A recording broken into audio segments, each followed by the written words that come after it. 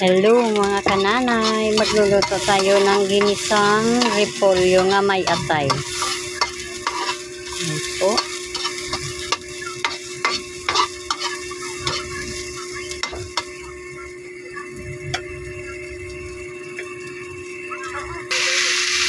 Ayan po, inuna natin yung balon-balungan. Kasi matigas po yan.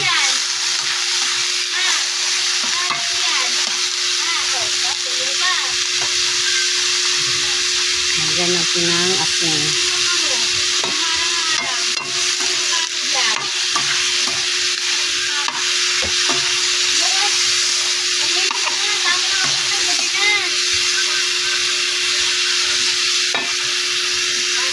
Lagyan natin ng magistara.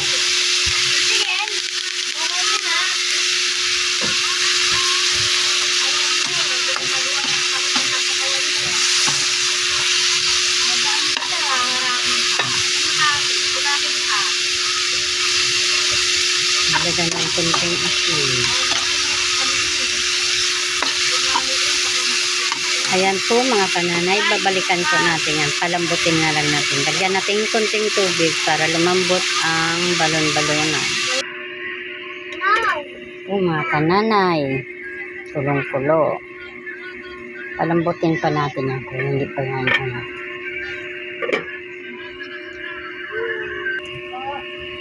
Haluin natin.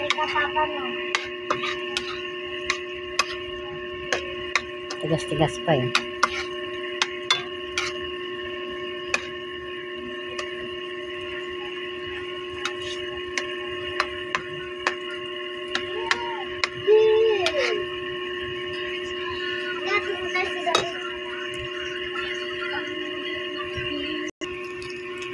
Lagyan natin ng pamintang durog.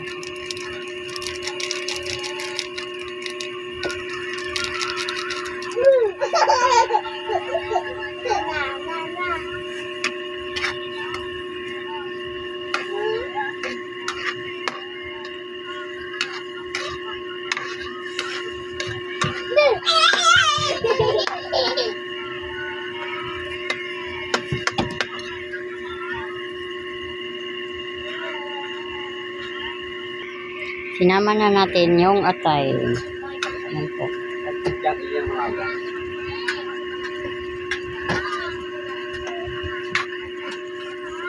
Ano?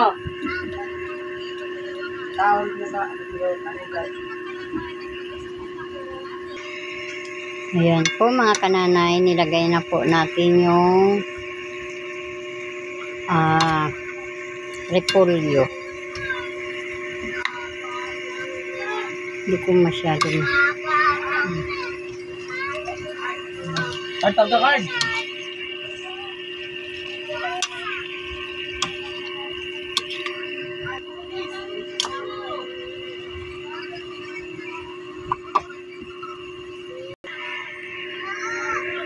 yan po mga kananay. Hintayin na lang natin nga maluto ang gulay.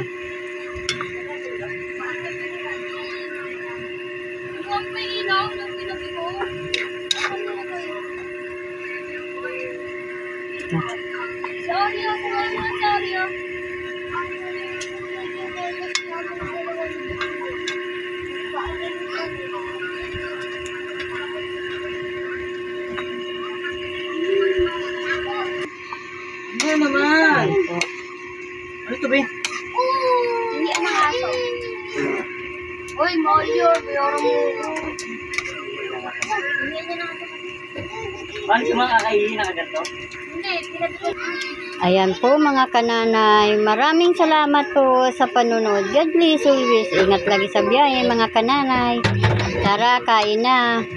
Yan pong ginisang repolyo nga may atay. Yan po, ang aming ulam.